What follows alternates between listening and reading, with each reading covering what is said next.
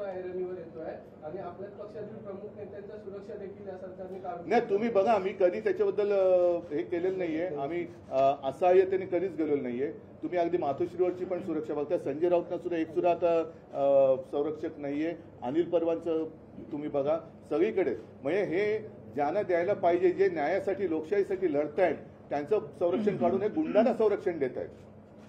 आणि अशी नावं मी घेऊ शकतो की किती गुंडांना, जे तुरुंगात होते त्यातनं बाहेर आलेल्या किती जणांना संरक्षण आहे. अगदी पोलीस संरक्षण आहे. हे सुद्धा तुम्ही चौकशी केली ते तुम्हालाही कळेल. गायकवाड यांनी गोळीबार केला, मात्र अद्यापही त्यांचा राजीनामा मागितला नाही. कोणी त्याच्यावरती भाष्य करत नाहीये. आता जर देवेंद्र फडणवीस विरोधी पक्षनेते असते तर त्यांनी म्हणजे संपूर्ण महाराष्ट्र त्याने धुमाकूळ घातला असता. म्हणजे गणपत गायकवाडांचा राजीनामा हा भागच वेगळा, पण गणपत गायकवाडांवरती गोळीबार करण्याची वेळ का आली ह्याचा तुम्ही काही विचार करणार की नाही. गणपत गायकवाड जे बोलले की मेंढ्यांकडे त्यांचे करोडो रुपये आहेत, तिकडे ईडी जाणार आहे की नाही. हे करोडो रुपये कसले, कुठून आले, कोणाकडे दिले, हे खुलेआम दिसतंय. म्हणूनच म्हटलं की भाजपा में आओ, सब कुछ भूल जाओ, ये मोदी गॅरंटी आहे.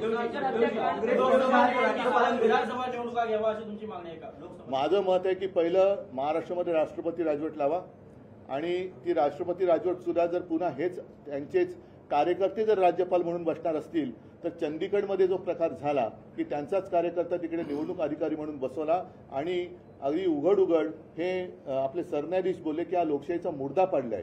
तर माझं सरन्यायाधीशांना एक विनंती आहे की असे किती मुद्दे आपण बघत बसणार सगळे मिळून.